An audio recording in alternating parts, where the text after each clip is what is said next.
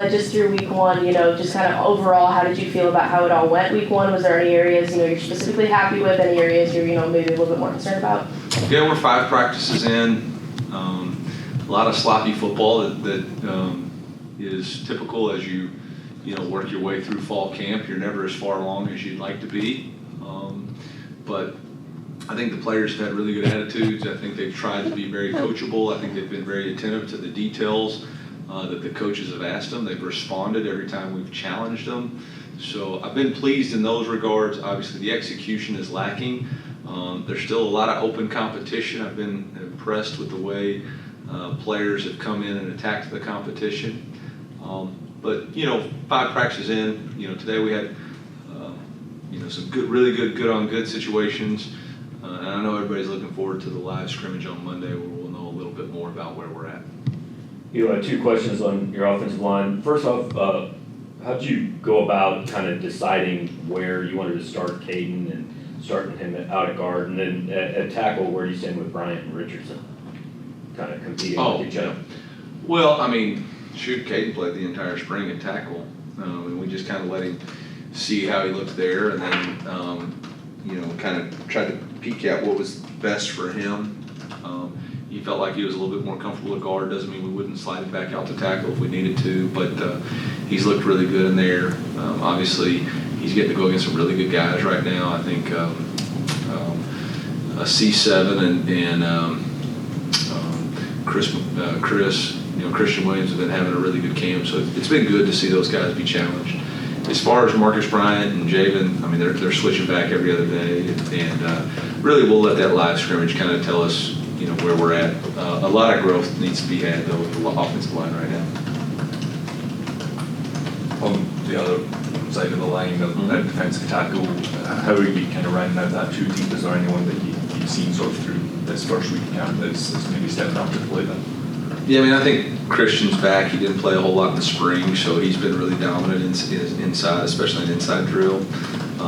Chris McClellan's kind of emerged, is playing really good football right now, starting Webb. And then that 4th, 5th D tackles right now between Jalen Marshall and Marquise Graciel. And Marquise has really improved his game. We're really proud of him over the summer and the strides he made. And, again, we're 5 practices in, so we'll see. But so far, so good with that competition. Staying on the D-line, Coach, a lot of the D-end attention has been on Winery, but another new member is Darius Smith. What is he brought to the team so far, and how is he looking through the first couple practices? Yeah, I've been really proud of that entire group. I think Zion Young and Johnny Walker have elevated themselves along with Darius. I think those 3 guys kind of stand out as far as, really understand what we're doing down in, down out. I think Darius plays with an unbelievable motor, plays full speed. Zion Young had an incredible interception yesterday, tip ball that he ended up picking himself. So very impressed with the way those 3 guys are competing. I think Eddie Kelly had a fumble recovery today that was really impressive off a pass rush move. Joe Moore is continuing to show up and be sturdy and steady. So those, and Ja'Kai Lang, Ja'Kai Lang's also been a guy. Those 6 are really where they're at right now, and the young guys, we're just trying to get them to understand how to play the game. We'll see again where they're at between scrimmage 1 and scrimmage 2, but those 6 really are kind of standing out for us. Eli, just preliminary looks at the running back competition. What do you hope to maybe see in that scrimmage on Monday from the guys? Yeah, I think we've seen the first thing, which was protecting the quarterback. I think Marcus Carroll and Nate Noel and Jamal Roberts have really done an outstanding job protecting the quarterback. Jamal was Offensive Player of the Day yesterday just because he had a couple of really good runs, but really understanding protection. And that's where it starts for us up front. I think both him and actually Marcus and Nate had 2 explosive passes today off of a hard play action, getting into the flat late and then being able to open it up in space. So, those 3 guys have really done good. Kewan Lacey's been impressive. It's just going to be the volume of the playbook and how much he can understand. And Luke let T-Man get in there today with the 1s too, and he mixed it up pretty good. So competition's wide open. The thing that we really need to see is who can protect the football and make guys miss. and who's going to be able to break a tackle. Cody was pretty good that we could miss a few blocks, and he would take care of the rest. Once he got to the second level. So, Coach, with Joshua Manning, what do you think his role could be this season? Maybe as one of those younger guys who break through in a really deep wide receiver room. I mean, Josh is very consistent. I think he does a really good job of finding a role in special teams. We've really challenged everybody. Embrace your role, put the team first, find a place that you can help us. He's always helping in special teams, but he's done a great job in the wide receiver room. We've tried to be conscientious of Theo's rep count and yardage, and he goes in there and does exactly what he's supposed to do. So, been good. Okay. I seen Jude James at tight end and Austin Dindy with the safeties. Why did you go with those two positions for those guys since they came in as athletes? Yeah, I mean, we always kind of knew that's where Jude would end up for us offensively. We felt like as an H-back, played multiple positions. He's really physical, and we knew he'd provide value on special teams, and kind of feels like a natural fit for him. Austin Dindy, we just, we liked his physicality, his build. We think he can play that position, with growth and development. Been very pleased with both of them. Coach, Marvin Burks made a couple of big-time tackles in individual drills today. What have you seen out of him so far in fall camp, and what do you envision his role being this year? Yeah, I didn't. I was down there with the D-line, so I didn't necessarily see those. But Marvin's been steady. Has been very consistent. Had a turnover yesterday. I got no predictions on what he's going to do. I just know he needs to continue to do what he's done up to this point, which is keep growing. Keep growing, keep being consistent in his daily approach, keep being coachable, and he's got all the talent he needs. I know every job is open at this point, but Drew Pine is the idea when you bring him in that he can give you kind of an experienced backup quarterback, and how does that experience he's had kind of help him? I've been very impressed and pleased with Drew. He's clearly the number 2 quarterback. There's no more competition on that. He's been really good. A great teammate, a great understanding of the offense, gets reps, understands when he screws it up, knows what he should have done, accurate with the football, battlefield commander as far as making sure the troops are lined up, knows where they're supposed to be. He's really been everything we had hoped. And so, it's been really good. It's awesome to have that consistency there. And, the challenge for us is making sure we're getting him enough reps and when we rotate him in and get him some 1 reps, which we will after the first scrimmage. When you go to recruit a guy like that, I mean, what's the challenge of going to recruit a transfer quarterback when he knows you've got an established starter and his chance to be number 1 is probably a year away? I think opportunity. He understood what the opportunity was, and he's been amazing about it. He prepares every day like at any moment he might have to get the call, and he's ready, and that's exactly what you want a teammate to be. How much has he helped out just as a veteran in the film to be able to help those young guys along? Yeah, I'm sure it's been a lot. I don't know. I haven't. You'd have to ask Kirby that question. Coach, has there been any clarity up to this point? Obviously, there's a lot of camp left, but on who will be returning kicks and punts this year? We haven't got to the kick return phase yet. Obviously, I think Keywan, Nate Noel, Josh Manning, Marquise Johnson, all those guys will get a crack at it. T-Man, I'm not sure I'm leaving some off. As far as punt return, Theo Weiss, Luther Burton, Daniel Blood, Courtney Crutchfield, James Madison, and Marquise Johnson have been the primary punt returners just working. And we'll see, obviously you can't work that many, but I think all of those guys are continuing to show consistency in doing it. They're trying to take every rep as a game rep. And we had a lot of trash yards last year where we didn't field punts and it inhibited our field position. And so the challenge for us is to make sure we're catching the punt and eliminating the trash yards. Is taking extra hits, wear and tear for a guy like Luther or Marquise, a starter, is that a factor there, or is that something more that as a punt returner? Yeah, I mean, is that something you factor into who wins the job?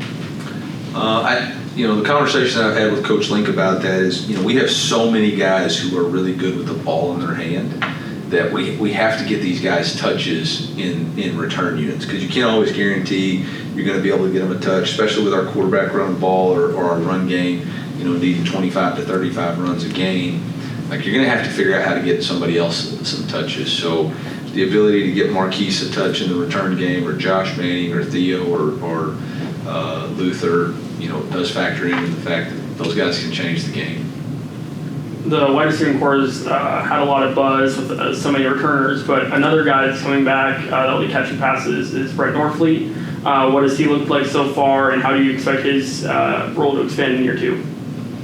Yeah, he's been a consistent physical player like he's always been. He's really trying to learn the offense, or learn the nuances of the offense and understand how to work with Brady. So I anticipate that he'll fulfill his role really well, and he'll make the play when the play's needed to be made.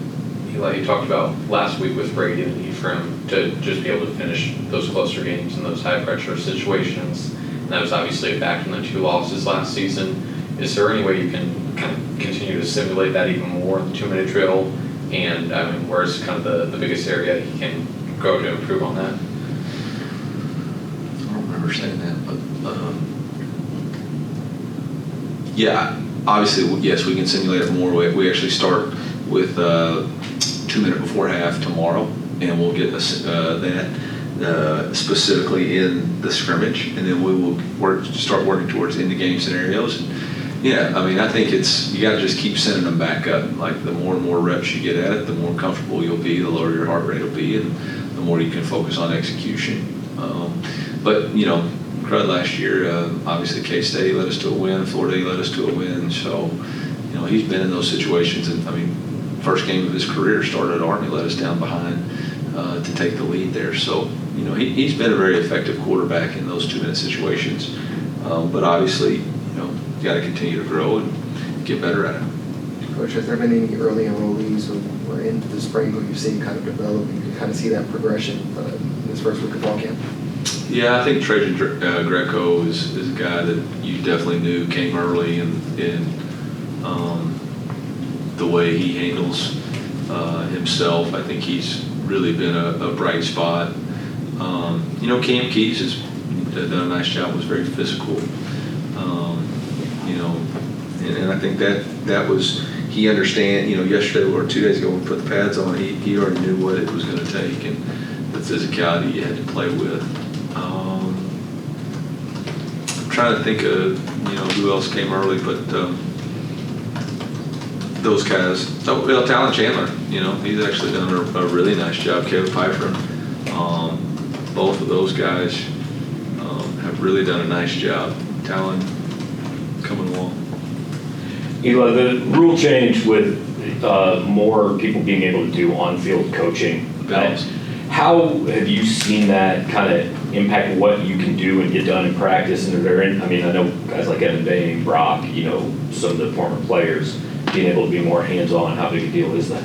Yeah, it's been good. As long as we're all speaking the same language, and that's the challenge. Is everybody has expertise, but we all have to be saying the same thing. We can't be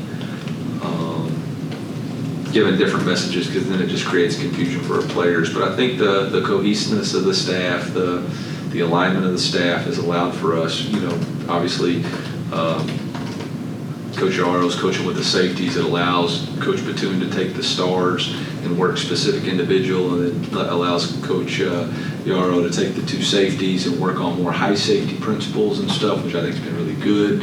Obviously our D tackles with Coach Blackwell and Coach Davis has been awesome. So it's just allowed for more individual coaching and quicker player development, I think. A big change for college football this year is the implementation of iPads on the sidelines. Have you guys started using those in practice yet, and how do you expect them to be a useful tool come games? Yeah, I think they'll be a very useful tool. Obviously, the players are used to it because that's normal in college and high school football, and so it just made sense for us to be able to utilize that. And we have a plan. I think that's going to be a key is making sure we have a process for handling information and getting the information communicated from coach to coach and then coach to player. Got time for 2 more, man. with that, when you're doing these scrimmages, are you working on in-helmet communication, having that set up for these, or how's that kind of implementation going? Yeah, we do helmet-to-helmet communication every day. Practice, biggest challenge is, right now we don't have the kill switch to turn the communication off in 15 seconds, so it's just me yelling out there that it's off. But I think it's just one of those things that's going to be new, you know, and figuring out what they can handle, what they can't handle, but it's, yeah, we use it every day. We use it in walkthroughs. We used it all summer. You know, we're trying to get as acclimated as we can to it. Coach, you talked at media day about fixing the red zone, trying to get more touchdowns and stuff like that, and starting practice with the red zone work. How is that going so far? Yeah, so our first 3 days were in the red zone, and you know, now we've expanded out to the open field. We'll actually get back in the red zone tomorrow and get a little bit in the scrimmage on Monday. But I thought it's been good. Obviously, it serves to protect our players from overusage and get them acclimated to the yardage. You know, it causes everybody to play quicker because everything happens quicker in the red zone. You know, the break points of routes, the ball has to come out, the rushing, the blitzes. So it's been good for our guys to feel that intensity and urgency. Obviously, it's not always executed the way you want to because it's the first 3 out. So, but they've got a great foundation of what it is and what we're trying to do, and then it's just about continuing to add on and build to it. Thank you, guys. All right, thank you all. Thanks, Coach.